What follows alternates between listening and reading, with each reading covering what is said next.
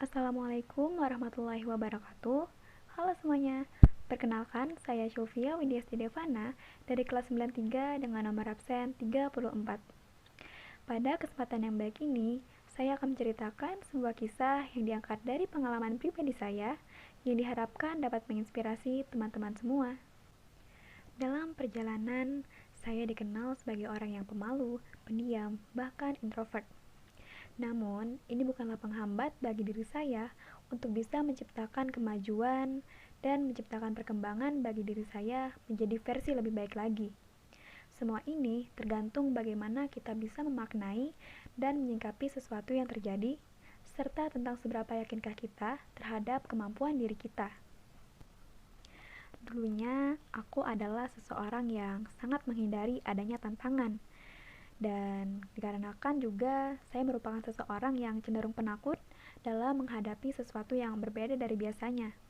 Entah takut apa pendapat orang lain nantinya, takut dalam mengambil risiko, takut menghadapi segala tantangan yang ada, dan sehingga saya lebih memilih untuk mencari aman dalam segala hal. Nah, berbicara tentang rasa takut, aku punya suatu pengalaman yang menyadarkan diriku bahwa rasa takut itu hanya akan membatasi diri kita untuk berkembang. Ceritanya seperti ini.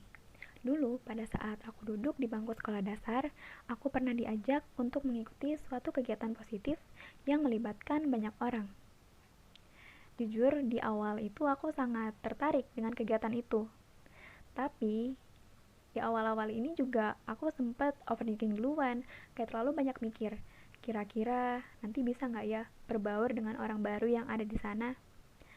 Kira-kira kemampuanku sudah cukup belum ya untuk aku bisa ikut kegiatan tersebut? Atau mungkin bisa nggak ya aku beradaptasi dengan lingkungan yang baru? Sehingga pada akhirnya di sini aku lebih mengedepankan rasa takut itu yang membuat aku menolak ajakan tersebut dan enggan mencoba hal baru. Tentunya ini bukan hal yang baik ya. Padahal kita kan gak akan pernah tahu apa yang akan terjadi ke depannya sebelum kita memulainya.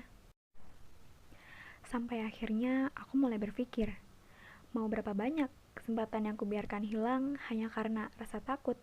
Yang sebenarnya rasa takut itu hanya ada di pikiran kita sendiri. Dan kalau aku membiarkan prosesku berjalan seperti ini terus, yang dimana hanya diisi dengan ketakutan, akan seperti apa diriku ke depannya nanti. Sedangkan proses yang sekarang kita jalani akan membentuk pribadi kita di masa depan. Terkadang atas kesempatan yang pernah kulewatkan itu, aku merasa menyesal. Kayak kalau dulu aku pintar memanfaatkan kesempatan yang ada itu, pasti akan lebih banyak ilmu dan pengalaman yang akan kudapatkan, yang berguna untuk sekarang maupun ke depannya. Tapi terlalu berlarut dalam penyesalan itu juga nggak baik. Akan lebih baik jika kita tidak pernah berhenti melakukan perbaikan dan tidak mengulangi kesalahan yang sama seperti yang sebelumnya. Nah, aku juga teringat suatu kata-kata yang pernah aku dapatkan dari salah satu buku pengembangan diri, yaitu Atomic Habits, yang katanya seperti ini. Hidup adalah pilihan. Kita bisa buat pilihan 1% lebih baik atau 1% lebih buruk tiap harinya, yang mungkin tidak membawa perubahan penting di saat itu juga, yang artinya perubahan itu nggak secara langsung terjadi pada saat itu juga. Tapi dalam jangka panjang, pilihan-pilihan tersebut yang akan nentuin kamu, siapa kamu sekarang dan nantinya.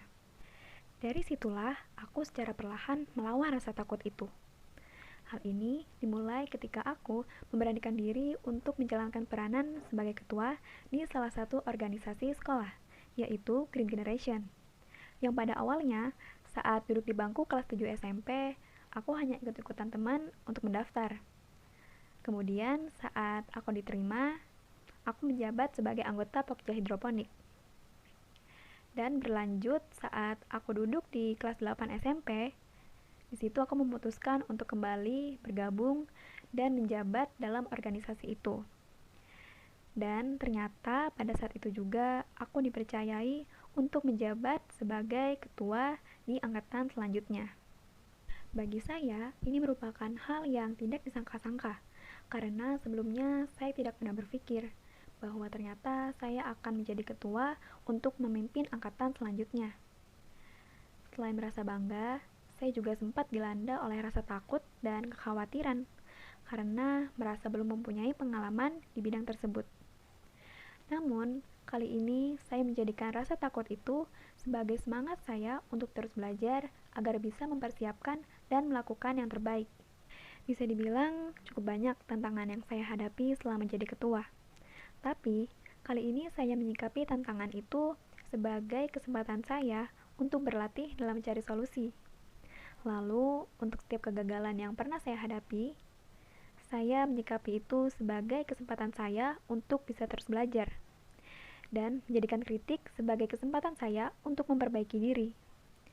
Menjadi ketua membuat saya harus lebih berani dalam mengambil serta memulai banyak langkah. Dengan mengikuti organisasi, ini menarik saya untuk jauh lebih sering berinteraksi dengan banyak orang. Banyaknya orang yang saya temui ini, mereka juga menjadi bagian dari proses dan perjalanan diri saya untuk bisa menciptakan perkembangan sampai sejauh ini. Terutama, saya sangat merasa bersyukur bisa bertemu dan mengenal mereka-mereka ini yang terus mendukung dan memperhatikan langkah saya dalam memulai sesuatu. Mereka juga selalu sabar dalam mengajari saya bagaimana menjadi pemimpin yang baik. Memberanikan diri untuk menjadi seorang ketua ternyata tidak seburuk seperti yang pernah saya pikirkan sebelumnya. Karena disinilah saya mendapatkan banyak pelajaran dan pengalaman yang luar biasa. Dari yang dulunya saya sangat takut untuk mencoba banyak hal baru dan menghadapi segala tantangan yang ada di dalamnya, kini saya lebih merasa percaya terhadap diri saya bahwa saya bisa melakukannya. Segala yang telah saya lalui ini benar-benar membentuk diri saya dan membuat saya merasa bahwa diri saya yang sekarang ini jauh lebih baik dari diri yang sebelumnya. Inilah yang dinamakan dengan adanya perkembangan dan kemajuan. Kedua hal ini tidak akan bisa dirasakan jika kita tidak pernah berani memulai. Keberanian adalah modal awal untuk memulai perjalanan meraih mimpi. Saya yakin di depan sana nanti akan ada banyak sekali tantangan dan hambatan yang akan saya lalui nantinya. Dan saya ingin menghadapi setiap fase itu, di mana fase kebahagiaan dan kesedihan yang dihadapi secara seimbang. Saya ingin menyambut hari di mana saya sudah berjuang untuk mimpi dan diri saya sendiri. Sekian cerita inspiratif yang saya sampaikan.